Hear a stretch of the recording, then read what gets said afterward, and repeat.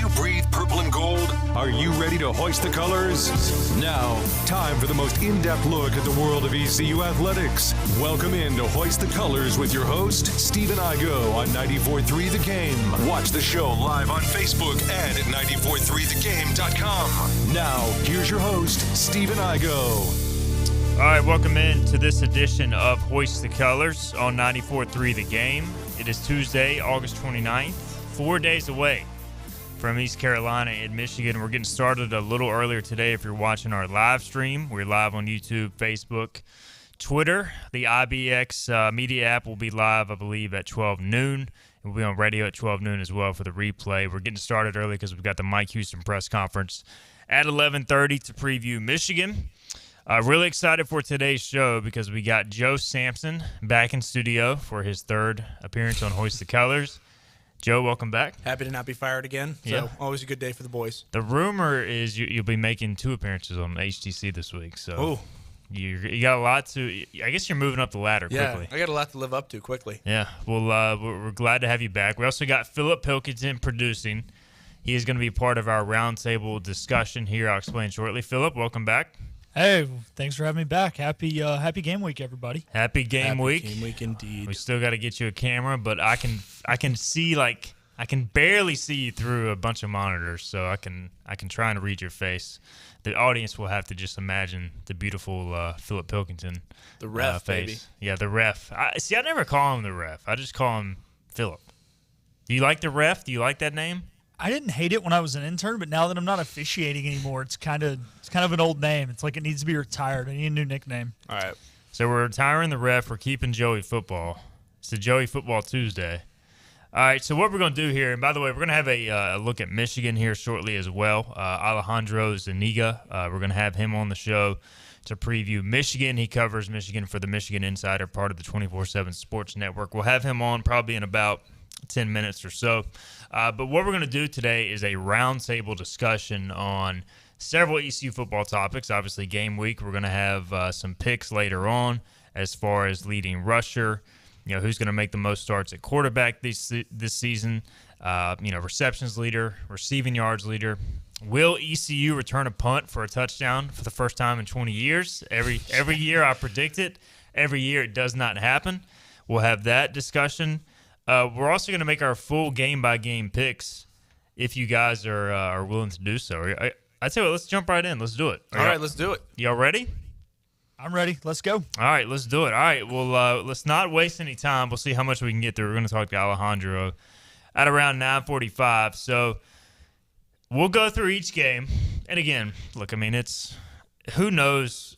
Like, I'm looking at some of these games. I made my picks online. Like, trying to project ECU Navy and ECU FAU in November right now is next to impossible. But yeah, we're on sports radio. Why not do it? So let's go game by game. The people want to know. If you're on YouTube, Facebook, you want to chime in, let us know. We'll read your comments as well.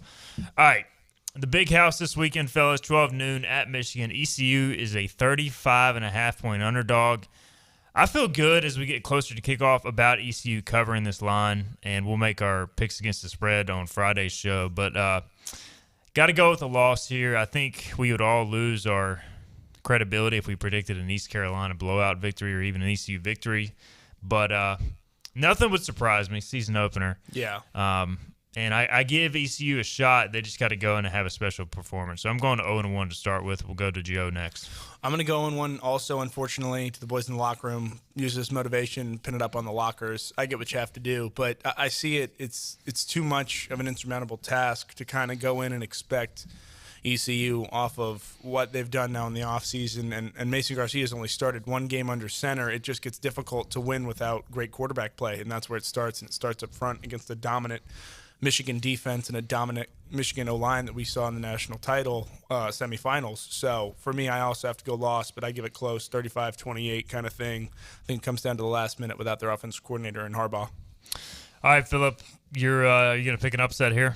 Unfortunately, I'm not. As much as I'd love to see it, and I think if you're going to do it, this is the week to catch them off guard. Week one, first week without Harbaugh. But like you said, we'd lose a little credibility, I think, if we went out there and predicted it. Not saying it's impossible, but I'm definitely going to go Wolverines in this one. I do think the Pirates hang around, keep it respectful for at least the first half, and maybe midway through the third quarter. And I think Michigan kind of pulls away late. It might be one of those where it's kind of a snooze fest for the last 5 to 7 minutes, but I think as long as we can keep it close for a solid amount of time, I feel good about it. Charles Langston on Facebook says Michigan will win by 28 only because Harbaugh is suspended. So I'm guessing he's saying that Michigan will win by more. I guess so, but that covers. ECU covers. That's what he's saying. That's a clean cover for East Carolina if that happens. Look, we'll see what happens this Saturday. If ECU wins, will the Pirates be ranked next week? Is the real question. When we do the show on Monday, I'm gonna say Pirates debut at number 23 in the polls if they pull off a victory. I heard that if we win, Stanford Steve said that game day was going to be here next week. Did he really say that? I have not heard that. If so, we were talking before we went on the air. It'd be awesome if they came for the Marshall game because of everything that rivalry signifies. When App State beat Texas A&M last year on the road, then they came to App State for game day against Troy. So the following week. So there's more motivation to win, and maybe you get game day next week. But who knows? All right, let's go to Game 2, Marshall, September 9th, 4 o'clock. What a great kickoff time for the fans. Mid-afternoon game, ESPNU. This, I did an article earlier this year, 3 swing games on ECU's schedule. I think this is the most important game in the non-conference for ECU. You can't start 0-3. This is a home game, your only home game in the first 3.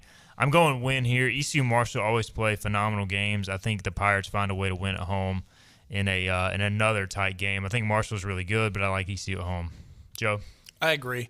I think East Carolina at home is always a different animal, and I think coming off the momentum from last year in the Marshall game, and that really was just kind of a swing point for the season, the guys are going to do the same thing, especially if they bounce back after a loss in the Big House. I like ECU here against Marshall. I think that Wells leaving was a huge blow for Marshall after the last time we played them, and I think that it'll be a big-time win if East Carolina can do it. Phillip, we got ECU at 1-1. Are you going with the Pirates or Herd? I'm going to go with the Pirates, and I think this game is going to be determined on how well the Pirates play against Michigan. I think if they go on there and get blown out, they're going to show back up with their tail tucked between their legs and not play well against Marshall and lose. But because I'm predicting them to play well, to keep it close for 2.5, 3 quarters, I think they come in with confidence. They build on that confidence, and they beat the Thundering Herd. So we all have the Pirates sitting at 1-1 after 2 games. This is where it gets tricky for me. Like as I was going through my picks, this is the game I went back and forth on a lot. Appalachian State, September 16th on the road. They'll be fired up. 3:30 kickoff in Boone, North Carolina. First time ECU's traveling to Boone as a program since 1979. Justice Bradburn on YouTube says App State is a must-win. Cannot lose to them twice.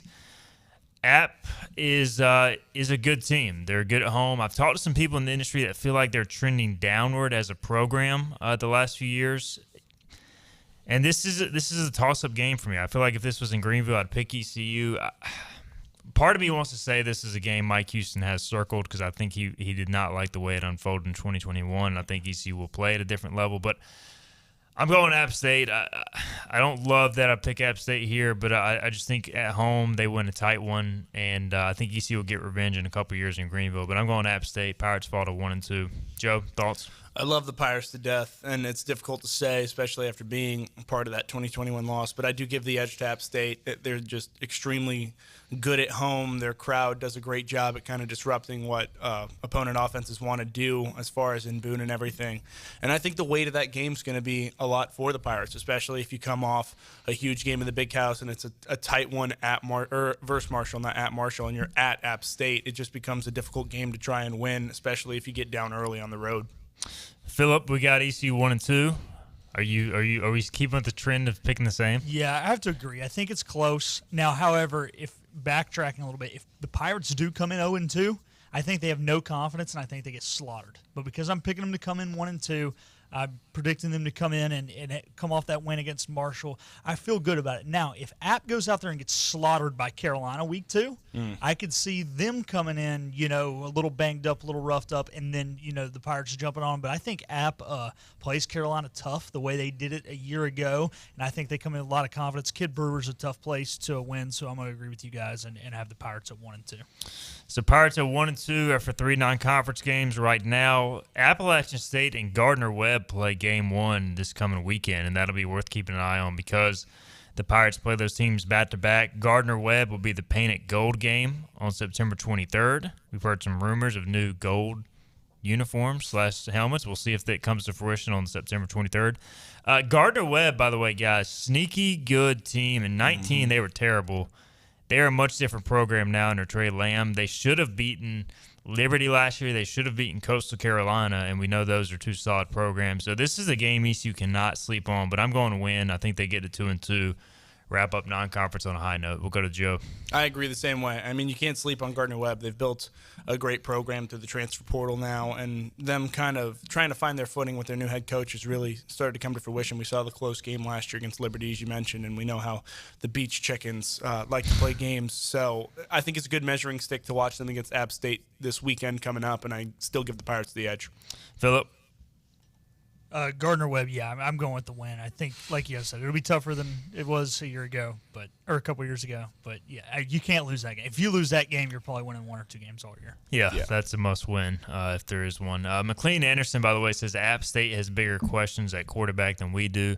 I would say yes to a degree, but everybody that has a quarterback question has a major question until they go out and prove it. It's one of those things that's just an unknown, and I would say App being at home is kind of the, realistically they'll probably be favored unless they just get off to a terrible start. And so I think it'll be a tight game either way, not to go all the way back to that game, but it's just one of those. It's going to be a tough test. 2-2, if you find a way to go 3-1 with this non-conference, you're set up for a special year. I think 2-2 is solid and puts you in line for a solid year as well, maybe even a special year depending on how conference play. And we should say, this is going to be a team that should get better throughout the year. Right. And you're starting with a very difficult schedule, which I think plays a role here. All right, let's get through a few more games before we get our first break. Conference play begins September 30th at Rice.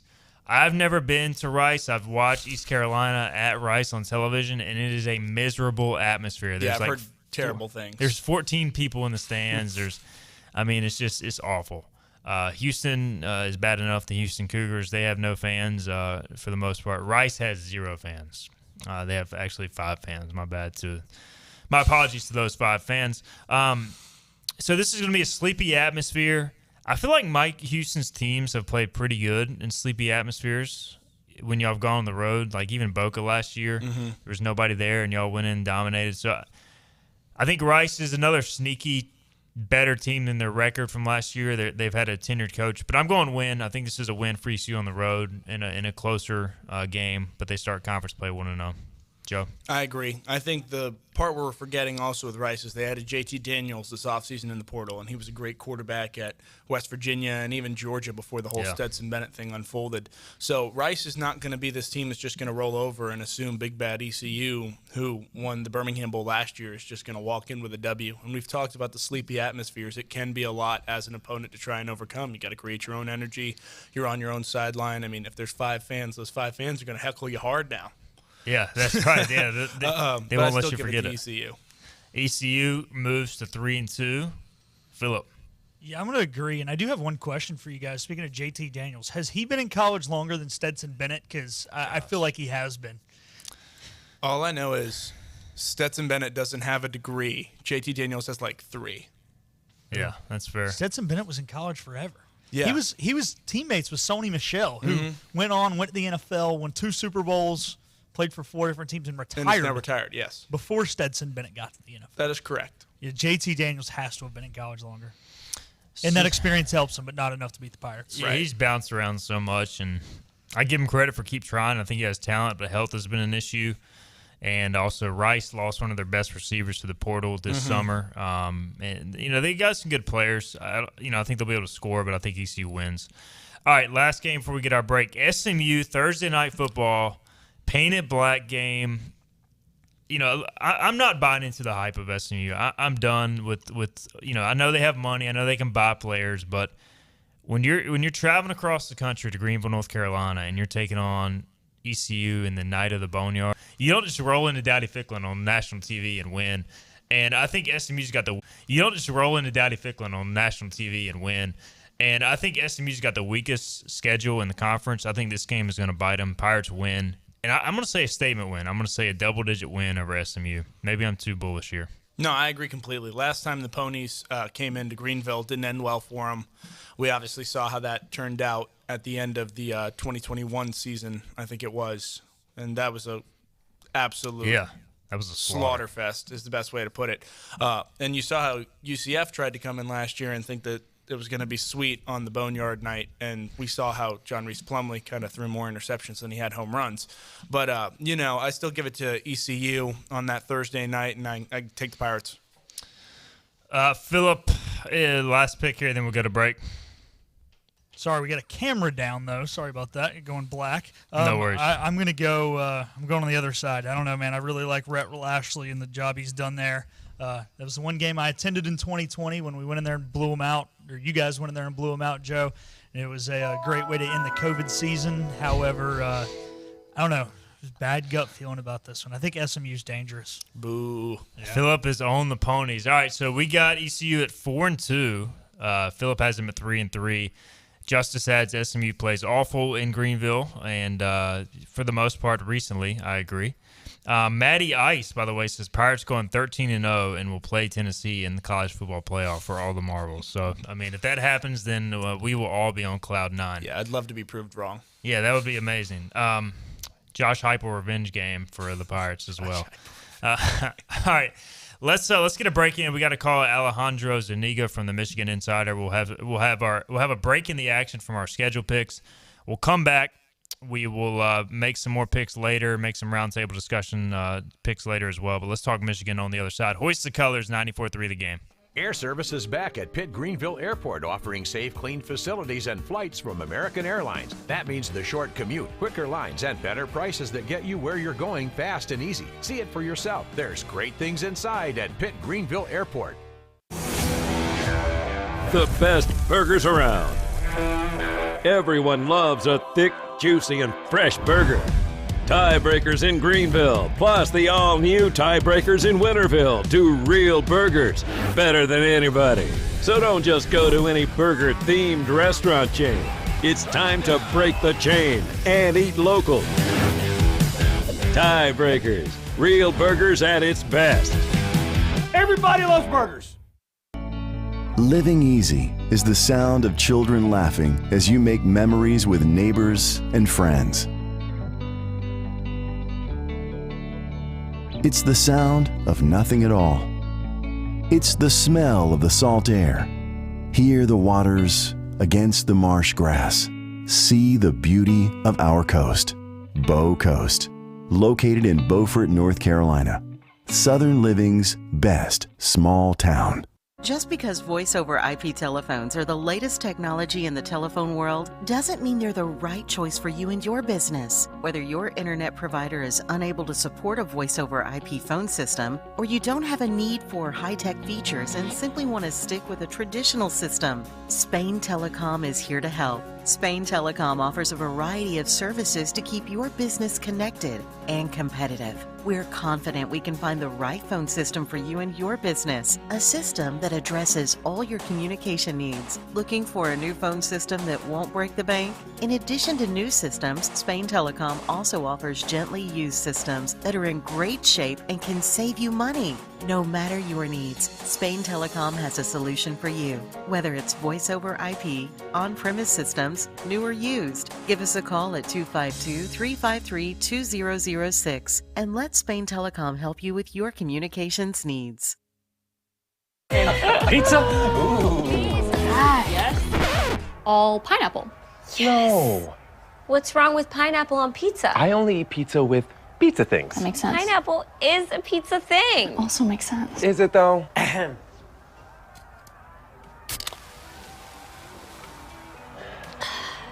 This tastes great. That we agree on. Let's agree to agree. Pepsi Zero Sugar tastes great. Can't you just pick off the pineapple? Air Service is back at Pitt Greenville Airport, offering safe, clean facilities and flights from American Airlines. That means the short commute, quicker lines, and better prices that get you where you're going fast and easy. See it for yourself. There's great things inside at Pitt Greenville Airport.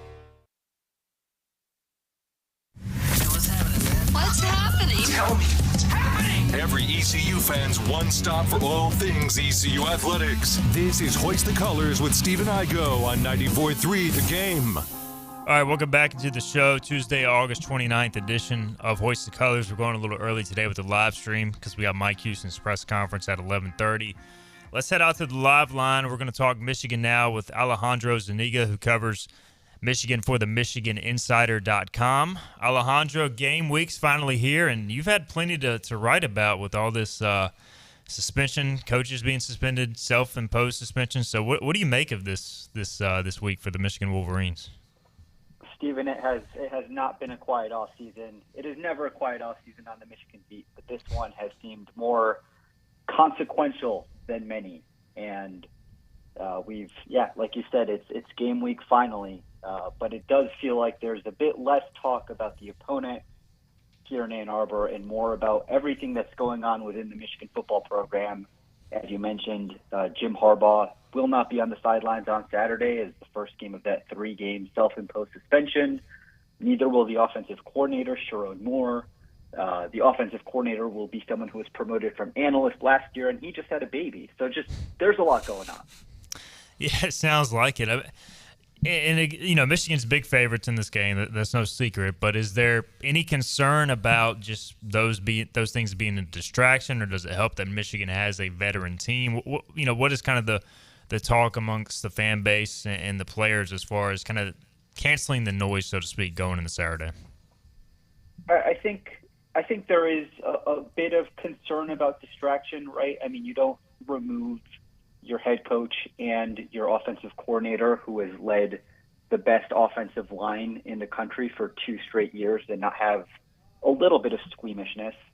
On the other hand, Michigan is a very veteran team, right? Michigan not only does it return most of its production from both the offensive and defensive sides of the ball, but they were pretty busy in the transfer portal throughout the offseason, and a number of the guys they brought in were captains at their former schools. So Michigan has 6 captains this year, which is too many captains in my opinion, but 6 captains and then a bunch of guys who would deserve to be captains, I would say, and share that leadership. So I don't think it's too much of overlooking an opponent. It's been a long off season of practicing against your own defense or practicing against your own offense. And now you get a chance to go out there and play someone who's wearing a different color and impose your will on them, just as you've been trying to impose your will on your own teammates in practice. So I think there's a lot of excitement. I don't think it's, hey, we're going to overlook East Carolina. But I do think it's fair to say, there's just a lot going on and a lot of moving pieces. And it's not just focused on the football game. It's let's figure out who's going to be calling plays on Saturday because there's 2 coaches who won't be on the sidelines. Alehandro Zuniga is with us from the Michigan Insider. We're previewing ECU and Michigan Saturday, 12 noon on Peacock. Alejandro, when you look at this offense, so much is made about the running game and the offensive line. Maybe J.J. McCarthy doesn't get the credit he deserves. Just, if ECU is able to slow down the run on Saturday, which they had a good run defense last year, I think it's a question whether they can do it again against this offensive line. How confident is Michigan that J.J. McCarthy is good enough to drop back and throw the ball, 30 times a game, 35 times a game and win it? Whether or not he needs to do it this Saturday remains to be seen. But going forward, kind of taking that next step for McCarthy.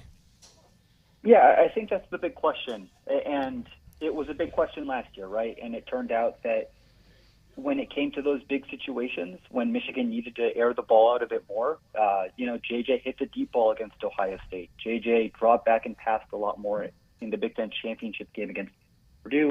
And then he certainly did in the college football playoff against TCU. I mean, anyone who watched that college football playoff knows that, J.J. had his most productive game from a throwing perspective, but he also threw 2 pick sixes. I think one thing that has Michigan fans more confident and has the program more confident going into the season is that J.J., number one, he's entering the season as the absolute starter, right? Last year he entered the season as the backup quarterback. Last year he also entered the season coming off a shoulder injury that sidelined him for all of last offseason. So not only is J.J. entering his 3rd year now in the program as the starter, he's had a full, healthy offseason to build up that rapport with his teammates. So I think there is more confidence there's confidence that JJ can drop back and pass the ball. He was a 5-star quarterback for a reason. He has all the arm talent in the world. He is one of those leaders who, I was surprised he wasn't voted a captain. He wasn't eligible for it, as it turned out. They limited it to just seniors this year, but he's the sort of guy who would be a captain, I think, in most other years or most other programs. And just a great off-the-field, on-the-field leader and a great arm talent. So I do think Michigan fans are confident in that it's possible that he can throw the ball 30 times and be successful. It just hasn't happened very often, both because he hasn't needed to, but also, as you mentioned, Michigan's offense is happy to rely on its excellent ground game. Alejandro, if I may ask a question. To the uninitiated who aren't as familiar with Michigan's roster as the four of us who are talking currently, who are the two big X factors to look for that weren't necessarily big pieces last year during that semifinal run? Sure. It's a good question. Looking on the defensive side of the ball, if we're starting defense, I just want to throw out linebacker depth. Linebacker depth last year was pretty rough, especially by the end of last season. So Michigan returned both of its starting linebackers in Junior Colston and Mike Barrett. They also added a talented freshman, rising sophomore, who transferred in from Nebraska, and Ernest Hausman. So I think that's where Michigan will grow the most, at least on the defensive side of the ball. On the offensive side, it's almost, I think Michigan fans are probably sick of hearing this name, but outside of Michigan circles, Colston Loveland is a tight end from Gooding, Idaho, tiny town with 3,000 people. He only had a couple dozen catches last year, but by the end of the year, I think everyone who watched Michigan knew that this guy was going to be a breakout player. This guy is a mismatch nightmare. He is, 6'7". He's huge. He can run routes like a wide receiver. He's improving as an inline blocker. I think there's very little question that Colston Loveland at tight end is going to be a guy. He's going to be starting, number one. Michigan likes to, include its tight ends in the offense, and he's a guy that you're going to hear his name called a lot this Saturday and throughout the season. Alejandro, you look at this Michigan team, and you talk to people in college football, may be the most talented team in terms of pro talent overall, even ahead of those teams from the SEC. It feels like it's national championship or bust, and obviously there's pressure that comes with that. But after 2 playoff appearances in a row, is that a fair assessment? Is anything short of a national championship for this team a disappointment? I wouldn't say disappointment necessarily, but I do think you're right that winning a national championship is both about talent, and it's also about it's about lining things up the right way, right? And this seems like the year where Michigan has everything lined up the right way. When you look at the Big Ten, there aren't many returning quarterbacks, and J.J. McCarthy is one of, probably the top 2 in the Big Ten returning quarterbacks along Talia Tagovailoa. You look across the entire team, as you said, there is so much returning talent, and there are so few question marks that it feels like, listen, for the past 2 years, 3 years ago, Michigan was 2-4. There were questions about whether Jim Harbaugh was even the right person for this job. So the last 2 seasons for Michigan fans have sort of felt like a fever dream of like, holy crap, like they beat Ohio State 2 years in a row. They reached the college football playoff 2 years in a row. But yeah, now it feels like, okay, we have reached a new level as a program, University of Michigan has. It feels like all the pieces are there to not just reach the college football playoff, but to win that semifinal, which Michigan has not done, and to go toe-to-toe with Georgia. I mean, Michigan in fall camp has a beat Georgia drill that they do every single practice. And, the reason it's not hard to discern, they know that Georgia has been the best team in college football the last 2 years, and they want to be at that level. And they believe that this year is the year that they will be. We've talked to ECU coaches throughout this week. In the preseason, if they found a weakness for Michigan, they have not admitted it. As somebody who covers the team, do you feel like there's a potential weakness East Carolina can take advantage of, or is this just a team that's pretty loaded and experienced at every position? Yeah, every team has weaknesses, right? Even Georgia. Well, maybe not Georgia. But yeah, I'd say that as you're looking at, especially game one, the Michigan has some question marks. Last year graduated or lost to the transfer portal a few key contributors from that secondary. There's DJ Turner, who 4.27 speed at the NFL Combine, Jamon Green, RJ Moten, and others. And part of that secondary has been banged up through fall camp. So another 5-star on that defense, Will Johnson, who was a rising sophomore. He was a freshman All-American last year. He's been banged up throughout the summer through fall camp. Rod Moore and Makari Page, the 2 starting safeties, have been banged up a bit through fall camp. So the second cornerback spot has been in open competition really since the spring. They flipped the guy from offense to defense in Amorian Walker. He's been banged up through fall camp. They brought in a transfer from UMass and Josh Wallace. There's positive rumblings about him, but it'll be his first game in a Michigan uniform, and he's making that step up from UMass to Michigan, which is not insignificant. So I'd say that if you're looking at a question mark on the Michigan football team, it's really that secondary, specifically the corner spots, since they have an open spot at that second corner position, and because the first corner is coming off his own injuries, that's an area where ECU could certainly attack. Last thing for you, Alejandro, for ECU fans listening that are making the trip to Ann Arbor, any tips or things you can give them as far as just game day experience, places to visit? Is it just kind of one of those things you have to see to experience firsthand? And I know a lot of Power fans are going, so just any tips for those listening as far as this weekend? Yeah, absolutely. First of all, if you're coming to Ann Arbor, welcome. I think Michigan fans, for the most part, are pretty open and accommodating to other fan bases, particularly those who are not from East Lansing or Columbus.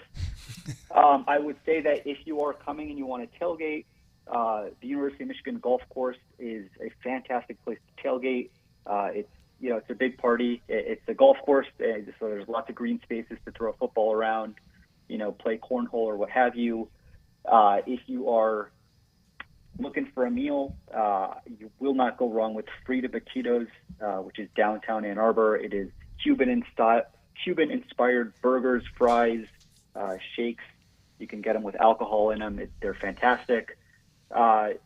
It's hard to go wrong, really. One of my favorite things to have done as a student, and even now when I'm employed and covering the team, is just walking down in front of the intramural sports building. It's down Hoover Avenue.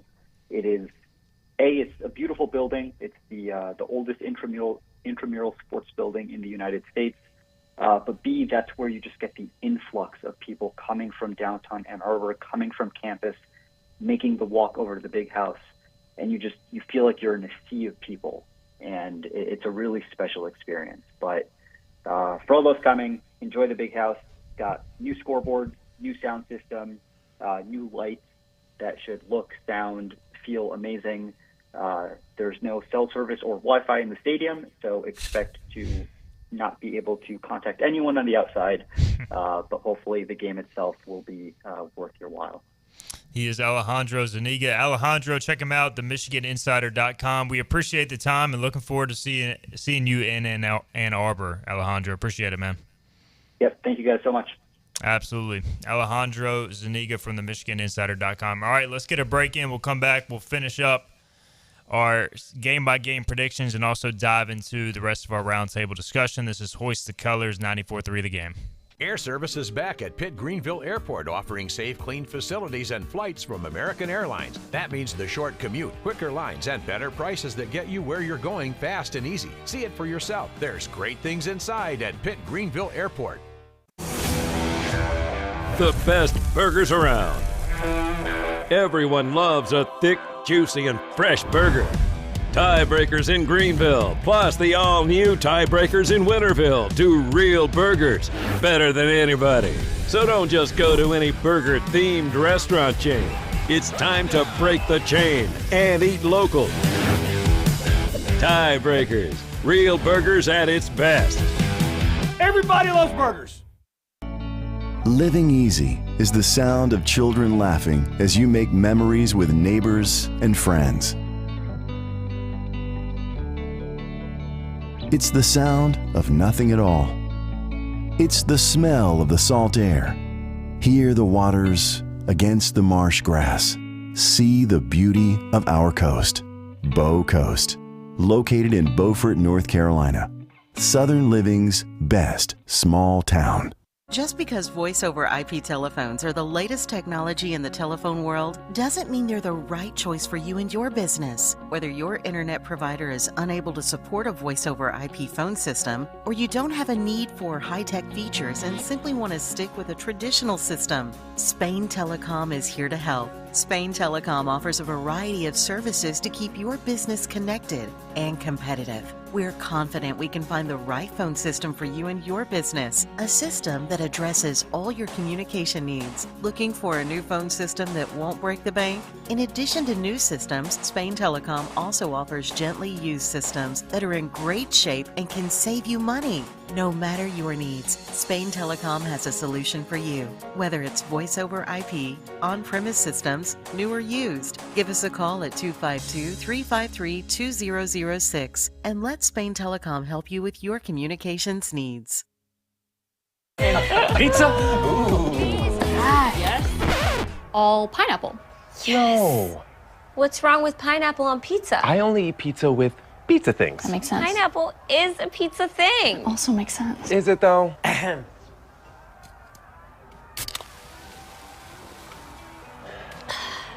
This tastes great. That we agree on. Let's agree to agree. Pepsi Zero Sugar tastes great. Can't you just pick off the pineapple? Air Service is back at Pitt Greenville Airport, offering safe, clean facilities and flights from American Airlines. That means the short commute, quicker lines, and better prices that get you where you're going fast and easy. See it for yourself. There's great things inside at Pitt Greenville Airport. The Pirates play here. Arr! This is Hoist the Colors Radio with Stephen Igoe. Yes! That was so good! On 94.3, The Game. We are back discussing college football playoff scenarios. We had a comment, Stephen Igoe, Joe Samson here from Justice. He says, to Maddie's point, this year is arguably ECU's best chance at a college football playoff appearance, considering schedule strength paired with a weakened AAC.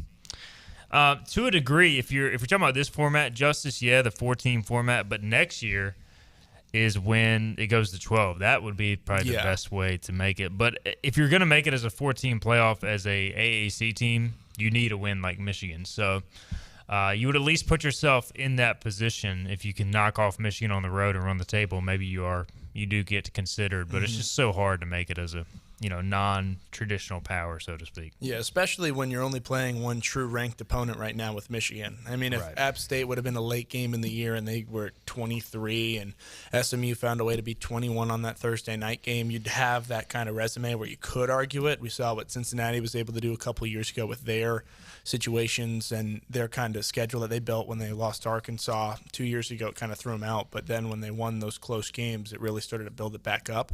So it gets especially difficult because now all of the conference realignments. Yeah. So who's to say a win in the American is the same weight as it was now that the teams have left for the Big 12? Absolutely. It's a much different landscape now, but 12 teams next year will be fun. Chase Braswell says on Facebook, ton of respect for Michigan, love Harbaugh, but one play at a time. We can do this.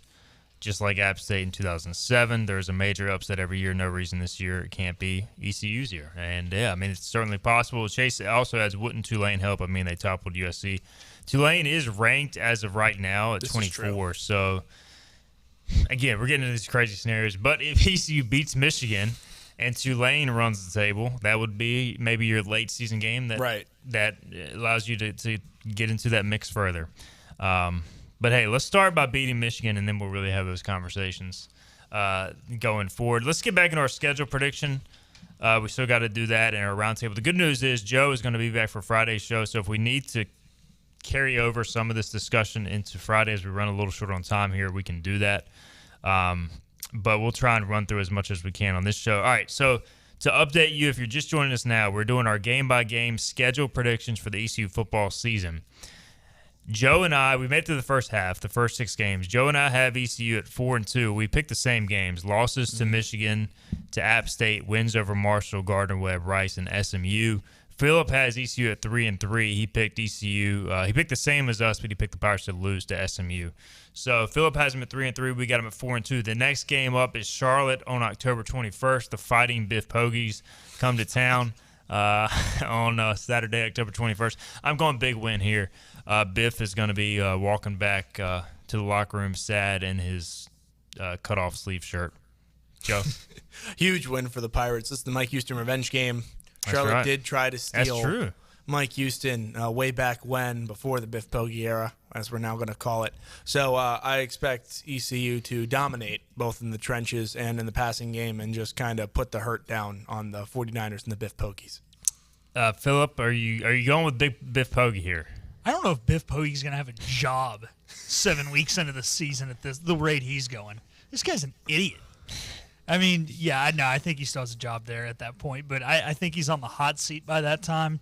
I think we beat him by 30, and I think he's fired within 2 weeks after that game because they're going to realize he's an idiot and they should have never hired him. I'm going to give it to you early. Hammer the over. Hammer the over. Hammer the over. Not just us covering him. You're saying the over in total? Hammer the over in total. Are we covering the over in total by ourselves? I think so. Because I don't think they're going to score a lot. I don't think so Their either. offense has never been – they've had one offensive weapon ever there, and it was Austin Duke the first 4 years. Yeah, I think we score that many points, Phillip. Biff Poggi is probably listening to this, and he's going to send out a tweet about how dumb we are. They do open with South Carolina State. That should be a win. And they've added some talent because of Poggi's ties, but you can't add like 50 transfers and expect it to all come together. I do think Biff Poggi is either going to be the worst coach in the league or like the best coach in the league. No in between. Biff Poggi is an uphill battle too because they play Maryland week 2, and then they play Florida week 4. Yeah, it's going to get ugly. Even if they are 2-2 going into the conference season, they're going to get whomped in the swamp. And it's just a completely different ballgame going SEC there. And to be the program they are now and expect these transfers to play against the SEC is just a complete misjudgment of where you are as a program. And I know the athletic director probably scheduled this game years in advance, so Charlotte fans are going to hate me, but I think Biff Poggi is set to fail. Are there Charlotte fans, football fans? I'm sure there's 5. If there's Rice fans, there's got to be Charlotte fans. There are more. Someone who's been to a handful of Charlotte games, just because being from there, there are more fans there than there are at Rice games. See? Right. But it's about the same as what Tulane was last year. But it looks better because they only seat 10,000, whereas Tulane seats 30. So it looks decent, but yeah, it's about the same number as Tulane fans. There's like 14 people at that Tulane game last year. All 15 people. And they were good. Then, Charlotte might have 17 fans. 17? Okay. All right, so let's go to a team that does have fans because every time we talk about them on this show, we get random UTSA fans in the comments section, and that's never happened for any other team in the American. So UTSA has a fan base. They've had success. I'm excited about this game, October 28th, East Carolina at UTSA, San Antonio, Texas. I'm going loss here. I think UTSA, really good home field advantage, experienced team. I expect them to be an American title contender. I think it'll be, again, a good game. I don't think this ECU team's going to get blown out very much this year, if at all. But I'm going UTSA. Pirates fall to, I believe, 5-3 on my list. Joe? I have to go the same way. UTSA has a high-powered offense. They lost their offensive coordinator this last year to Colorado, who went with Coach Prime. But it's still the same offensive weapons, and I'm sure the coaching staff is just kind of picking up the baton as opposed to trying to change it. The Alamo Dome is an incredibly hard place to play. We've heard that for years, and UTSA has been a program that is up and coming. They were ranked last year, so I give it to the Roadrunners, but not by much. Back-to-back Conference USA champions are UTSA. Phillip, who are you going with here? You know, we kind of talked earlier about that college football playoff route, and could we play a team ranked late in the season? I think UTSA will be ranked coming into this game. I think the Pirates keep it close, but Frank Harris does a phenomenal job with that offense. As much as I do trust Blake Harrell to come up with some exotic stuff and have something for him, I think it's a barn burner. I think it's high scoring, and I'm going to take the Roadrunners by a touchdown. It's probably like a 38-31 kind of game if I had to guess this early out or this far out. Yeah, they called Holden Ahlers old. Frank Harris in his 7th year at UTSA, I believe. So that's like Bo Corrales old. Yeah, it makes Holden Ahlers look like a toddler in college football terms. All right, so I got him at 5-3. Joe has him at 5-3. Phillip at 4-4, I believe. Yep, that's correct. All right, Tulane possible revenge game here for East Carolina. Tulane coming to Greenville. Did not play well last year at New Orleans, and at the time we did not realize how good Tulane was. I remember standing on that field talking to some of the staff and the players, and they were like, man, we just don't know what happened. Like, Tulane just played really good, and it turned out Tulane was really good. This is another one I went back and forth on. I'm going loss. I think with Michael Pratt back at quarterback, to me, the top two teams in the league on paper are Tulane and UTSA. I'm not sure ECU's there quite yet with this roster. Wouldn't shock me at all if they win this game, but I'm going Tulane. Pirates fall to 5-4 for me, Joe. This is a coin toss, so you got to ask me in 6 more weeks what I think of this game, because it's so hard to predict from now. Because if Michael Pratt plays the way he did last year and the way he was able to do what he did in the Cotton Bowl against USC, which is a perennial Power 5 program, it's a completely different ballgame. But the last time Tulane came to East Carolina was with the hurricane and with all that to it. So we wonder, does Tulane have the same bad taste in their mouth and has that kind of motivation that ECU's going to have? And I see it, if it is going to be that way, it'll be a close one, probably by a touchdown. I'm sure Phillip's going to think the same way, but I do give the edge to the Green Wave there. It hurts to say, but don't be surprised if 6 weeks from now we're like, okay, East Carolina's going to come back in and they're going to shock them. All right, so we got ECU falling to Tulane 5-4. Phillip, are you going to have the Pirates falling under 500 here? Unfortunately, I am. I think this Green Wave team was 2-10 back in 2021, and we went into that game last year thinking they were much of that same team. But we found out Michael Pratt was playing with a bum shoulder that whole time. I really enjoyed the job that Willie Fritz has done with this program. He really turned them around. They were really good in 2020 during the COVID year. Like I said, unfortunately, they struggled in 21. But I think if Pratt's shoulder is moderately healthy, they're a 6-win team. If it's really healthy, they're still a 9 or a 10-win team, and that's what they were a year ago. They proved that they, can hang with the big dogs by beating USC. I think it's close. I think the Pirates could definitely win this game. But this far out, just not knowing what the Pirates have, and I do know what the Green Wave has, and his name's Michael Pratt, and they've got a lot of weapons around him that should be coming back. Fat Watts, and I can't think of their other receivers off the top of my head. I don't have the roster in front of me. I got to give the edge of the Green Wave. Here we are 10, 11 weeks out. Yeah, I mean, that's the thing. We're predicting games in November. I feel like we have a good feel for what Tulane will be. ECU is such a wild card. Even as somebody who covers ECU, somebody who played for ECU the past 4 years, somebody else who covers ECU, like, I can honestly sit here and say I have no clue what's going to happen in this game. But we're predicting it, and that's what makes it fun. So you might as well have some fun. November 11th at FAU. Everybody's on the FAU bandwagon this year. Tom Herman coming back to the American, unless Greg Ward, that was the quarterback for Houston, right? Greg Ward shows up, whatever. I think so. Yeah, he shows up through that door that led him to that Fiesta Bowl win over Florida State. God, the Fiesta Bowl. Yeah. I'm not buying the FAU hype. I'm going Pirates win in Boca for the second straight year, get to 6-4. I think FAU will be a bowl caliber team, but I'm going Pirates. Yeah, I don't want to give Tom Herman any kind of motivation here, but there's two types of coaches. There's contenders and pretenders. And we saw what Tom Herman did at a program like Texas and how the wheels just fell off. And it's got to be the same thing in Boca. I mean, the lack of talent that they can really kind of have as far as that program goes, I give the edge to the Pirates, and that's just because, they're not there yet. Now, in 2 years from now, Tom Herman could build this juggernaut out of the portal. He could recruit people to come play in Florida and ball at the beach, and that's something. But right now, I don't give it to him. Tom Herman seemed like he had 18 energy drinks before taking the stage at ASA Media Day. He was on one. He's always amped up. Phillip, what you got here? Yeah, I think FAU is going to be a solid program, but I know we got to go quick here. I don't think they're going to be enough for the Pirates. I think this one the Pirates probably win it by 10. They're up 3, score a late touchdown, put them away. I think the Owls are a good team, but not at the level of ECU.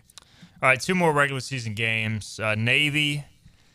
Navy's Navy, man. I cannot predict ECU to beat Navy until I see it consistently. I'm going Navy. Even I get they look bad in week 1. They always look bad in week 1. I'm going loss here. Pirates fall to 6-5. Joe? Feel the same way. Navy, senior night at Annapolis. It's a hard game to win, one we haven't won many times in the last few years. I mean, Owen Daffer at the walk-off kick, and that was really the only chance we had. So I got to give it to the midshipmen, unfortunately, on their senior night. Phillip? All of ECU's all-time program wins have come in Annapolis, and they do it again in 2023. I like the Pirates. Nice swerve. There we go. So now that puts us all at 6-5 going into the regular season finale. Tulsa on November 24th or 25th. I think this is a bloodbath. Pirates win by 30, go to a bowl game. Mason Garcia throws 6 touchdown passes, and Pirates finish the regular season 7-5. Joe. All right, I second it. The only thing we have to try and account for here is if senior day becomes a distraction. Obviously, we saw what happened with Houston. But I think if it is a close, tough loss against Navy like we're predicting, they come out and they beat the dog mess out of Tulsa. Pirates by 90. Pirates by 90, Phillip. I think they learned from last year's senior day mistakes. Pirates 7-5. 7-5 is the regular season finale. When we come back, we're going to talk about what bowl game ECU will be playing at. We'll predict that. I got the bowl tie-ins. I just pulled them up. We're going to table our other roundtable discussion for later this week, along with our game picks, because we're running short on time. Let's get our final break in. Hoist the Colors, 94-3 the game. 5th Street Hardware is the home of the $9 lunch special Tuesday through Fridays. $9 specials every day, including the famous Burger Day on Tuesdays, Flatbread Pizza Wednesday, the famous 5th Street Hardware Reuben on Thursday, and fried fish or shrimp on Friday. Plus trivia on Wednesday nights and live music every Thursday nights. And the Prime Rib Brunch Buffet has returned on Sundays. You heard that right. The Brunch Buffet with all the great items, including prime rib. 5th Street Hardware in downtown Greenville.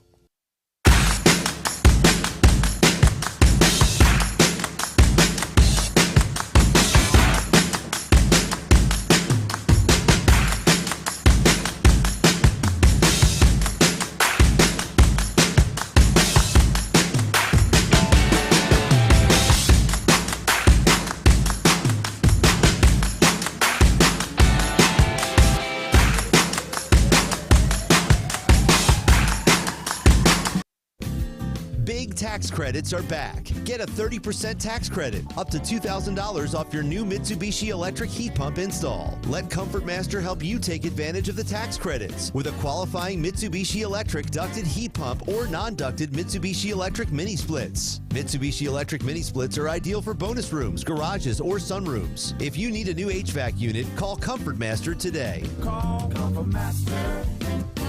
Call Comfort Master.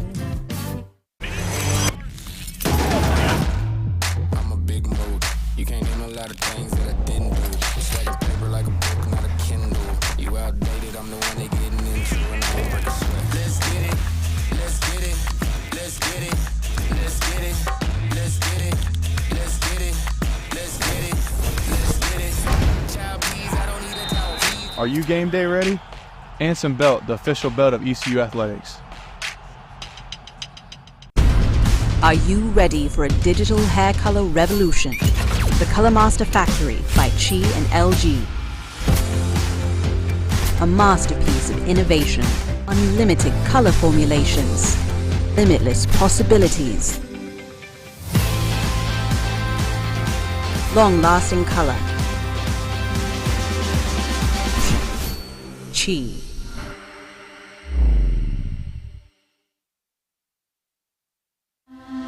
This is about you, your family, and the health of all who live in Eastern North Carolina. This is about the transformation of a health system into something more powerful and more human, about creating new ways to treat disease and keep you well.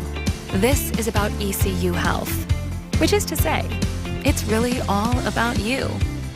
ECU Health. Minds, hearts, purpose. Everything you need to know in the world of ECU athletics. This is Hoist the Colors with Stephen Igoe on 94.3 The Game. All right, welcome back into the show. Got a couple minutes left.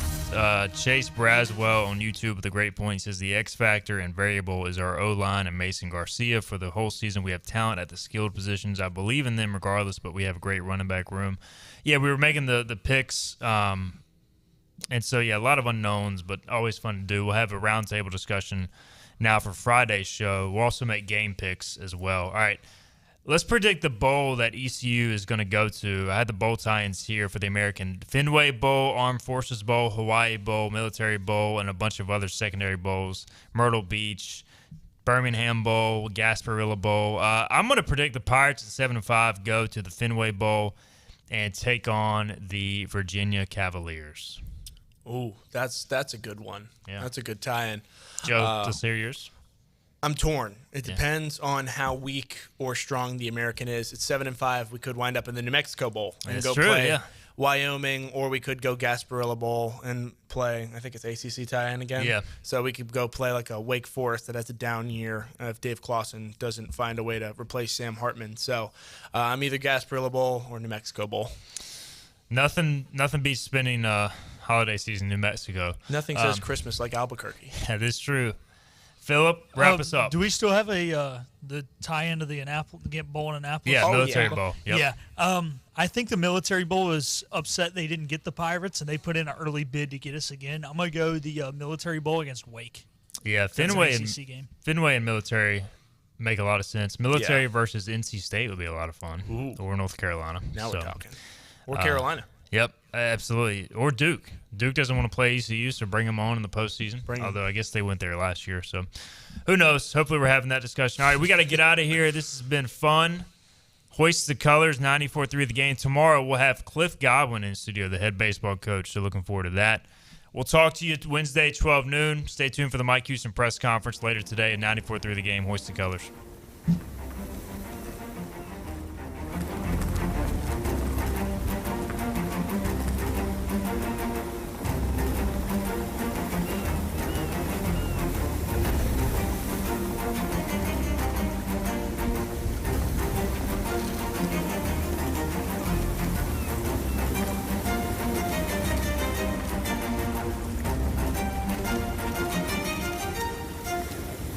This has been Hoist the Colors with your host, Stephen Igoe.